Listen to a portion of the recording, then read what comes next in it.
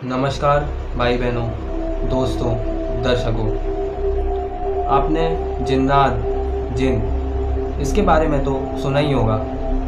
तो आज इसी से रिलेटेड एक मैं आपके सामने हॉरर स्टोरी लेके आ गया हूँ। ये मैं कुछ दिन पहले गूगल पे ऐसे स्क्रॉल कर रहा था तो मुझे वहाँ से मिली थी। तो इसमें 3 कैरेक्टर्स हैं। एक का नाम साहिल है, एक का नाम राहुल है और एक का नाम रिया है। तो ये कहानी मैं साहिल के दर्जे से सुनाऊंगा। मैं साहिल बनकर इस कहानी को सुनाऊंगा जिससे आपको और अच्छे से समझ में आ सके। तो ये कहानी अब शुरू होती है। मैं साहिल हूँ और मैं आपको एक ऐसी कहानी सुनाने वाला हूँ जो मेरे दोस्त के साथ घटी थी। मैं और मेरा दोस्त राहुल, हम दोनों बचपन के बहुत ही अच्छे दोस्त थे और हम दोनों एक दूसरे से सारी बात शेयर किया करते थे। हम दोनों एक साथ ही कॉलेज में पढ़े थे और जो राहुल था उसकी कॉलेज में ही जब वो था तो उसकी सगाई हो चुकी थी। जिससे उसकी सगाई हुई थी उसका नाम रिया था और वो दोनों खूब बातें किया करते थे पूरी रात भर। उनको पता भी नहीं चलता था कि कब रात बीत जाती थी। और ऐसे ही एक दिन राहुल और रिया रात में बात कर रहे थे और होता क्या है कि राहुल बोलता है रिया को कि हम दोनों कहीं मिलते हैं। तो रिया एकदम से ही अलग आवाज़ उसकी हो जाती है और वो अपनी अलग आवाज़ में बोलती है कि तो राहुल को थोड़ा अजीब तो लगता है, लेकिन फिर राहुल उसे इग्नोर करता है। उसे लगता है कि रिया मजाक कर रही है और वो मजाक मजाक में रिया से भी बोल देता है कि जा क्या उखाड़ लेगी तू मेरा। तो रिया जो है वो फिर से गुस्से में बोलती है कि तू बहुत ज़्यादा बोल रहा है, और ये कह के वो फ़ोन काट देती है। अगले दिन जब राहुल कॉलेज में आता है तो उसके साथ जो रात में हुआ वो मेरे को बताता है। और उसके साथ एक और चीज़ रात में हुई थी जो कि अनएक्सपेक्टेड थी। वो कहता है कि मैं जब रात में सो रहा था तो रात में मेरी 1-2 बजे के करीब आँख खुलती है और वो क्या पाता है कि उसके बगल में एक काली दाढ़ी वाला आदमी बैठा हुआ है। वो आदमी उससे कहता है कि मैं अब आ गया हूँ, अब देख मैं तेरा क्या हाल करता हूँ। ये कहते से ही उसका जो गला है वो बहुत तेज़ी में वो आदमी दबाने लगता है और उसकी सांसें रुक सी जाती हैं। उसी समय वो अल्लाह का नाम लेकर नमाज़ पढ़ना शुरू करता है और ठीक तुरंत उसी के बाद वो आदमी गायब हो जाता है। ये सब मुझे बहुत ही अजीब लगता है। मैं सोचता हूँ कि ऐसा भी क्या किसी के साथ हो सकता है। तो ये सब बातें चली रही होती हैं कि अब अगला दिन आता है और जब अगले दिन आते ही राहुल जब रिया को फ़ोन करता है तो राहुल पूछता है रिया से कि तुम मेरे से कल क्या अनाप शनाप बोल रही थी। तो रिया बोलती है थोड़ा चौंक के कि मैं क्या तुमसे अनाप शनाप बोल रही थी, मैंने तो तुम्हें कल कॉल ही नहीं किया। ये सुनकर राहुल के रोंगटे खड़े हो जाते हैं और वो तुरंत फ़ोन काट देता है। और वो फिर मुझे फ़ोन करता है और बोलता है कि रिया की तबीयत ख़राब है, हमें उसके घर जाना पड़ेगा। तो मैं और राहुल की बाइक पर निकल पड़ते हैं उसके घर पर।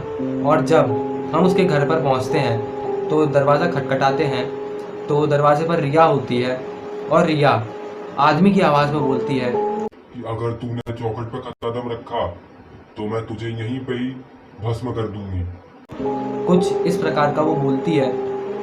और राहुल बोलता है कि ये तुम सब क्या बोल रही हो। और राहुल बिना कुछ सोचे समझे उसकी चौखट पर कदम रख देता है। रिया गुस्से में आकर एक दीवार पर टंगी तस्वीर उतारकर राहुल के सर पे दे मारती है और राहुल के सर से खून बहने लगता है। राहुल के ससुर और उसके साले रिया को पकड़कर बिठाते हैं और उसके बाद में राहुल की पट्टी करते हैं। रिया के दादाजी बताते हैं कि जो रिया है उस पर एक जिन्नात का साया है। जी हाँ, ये बात उसे अपने दादाजी से पता लगती है। और जब दादाजी से वैसे बातें वो सुन रहा होता है तो उसके बाद दादाजी बोलते हैं कि तुम इन सब मामलों में मत पड़ो, इन सब में तुम अपना मुंह बंद ही रखो। तो उसके बाद ये सब सुनकर वो थोड़ा डर जाता है और वो अपने घर की तरफ चले जाता है। अगले दिन मुझे एकदम से ही सुबह राहुल का कॉल आता है और राहुल बहुत ही डरी हुई आवाज़ में कहता है कि रिया की तबीयत बहुत ही ज़्यादा ख़राब है और हमें उसे देखने अस्पताल अभी जाना होगा, वो अस्पताल में भर्ती है। तो मैं जल्दी से कपड़े पहनकर राहुल के पास जाता हूँ और फिर उसके बाद मैं और राहुल की बाइक पर अस्पताल निकल पड़ते हैं। और जब हम अस्पताल पहुंचकर डॉक्टर से पूछते हैं कि रिया को क्या हुआ है, तो डॉक्टर बताते हैं कि हमें भी नहीं पता चल पा रहा है कि रिया को आखिर क्या हुआ है। उसको कोई ऐसी बीमारी हुई है जो शायद तक डॉक्टर भी पता नहीं लगा पाते। तो वो डॉक्टर भी नहीं समझ पा रहे थे कि ऐसी कौन सी बीमारी है रिया को जिसने जकड़ लिया है। डॉक्टर बस इतना कह रहे थे कि इसकी हालत नाजुक है और उसके बाद डॉक्टर कहते हैं कि आप रिया को घर ले जाइए। ये सब सुनकर थोड़ा सा राहुल को अजीब लगता है, लेकिन डॉक्टर के कहने पर वह लोग रिया को घर पर ले आते हैं और उसके बाद रिया राहुल को अपने कमरे में बुलाती है और बोलती है कि मेरे पास ज़्यादा वक्त नहीं है, मैं किसी भी दिन मर सकती हूँ, तो तुम एक अच्छी लड़की देखकर शादी कर लो। ये सब सुनकर राहुल की आंखों में आंसू आ जाते हैं और फिर वो अपने जो रिया के दादाजी के पास जाता है और उनसे उपाय पूछता है कि रिया कैसे ठीक होगी। तो दादाजी बोलते हैं कि इसको एक बाबा जी के पास ले जाना चाहिए।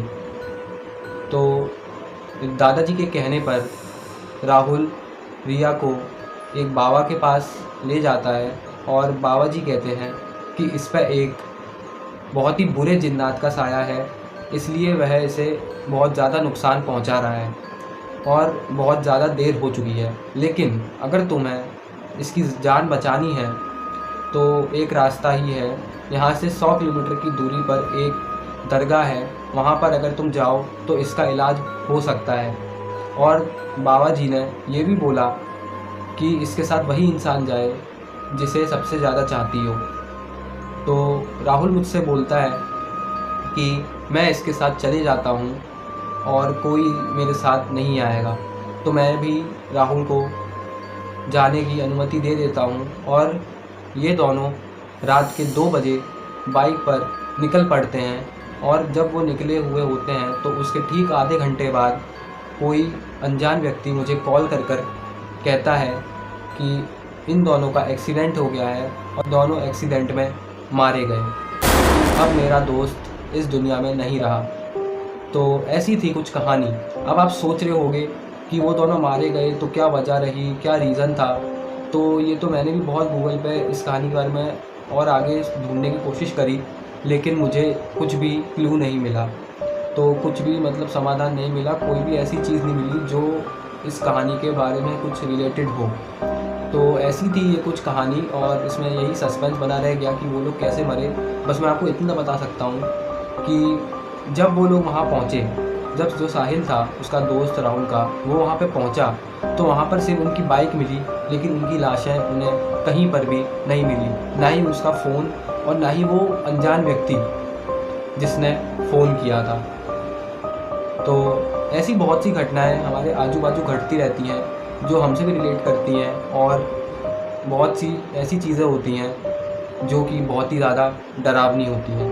तो अगर आपके पास भी कोई ऐसी कहानी है, कोई भूतिया कहानी है जो एक सच्ची घटना पर आधारित हो, तो वो आप मेरे को मेरे मेल आईडी पर लिखकर भेज सकते हो या सुनाकर भेज सकते हो। मैं उसे ज़रूर मेरे चैनल पर सुनाऊंगा और मैं मेरी मेल आईडी डिस्क्रिप्शन में दे दूंगा, तो वहाँ से आप जाकर मेरी मेल आईडी को चेकआउट कर सकते हो। तो मिलता हूँ आपसे अगली वीडियो में, तब तक के लिए गुड बाय।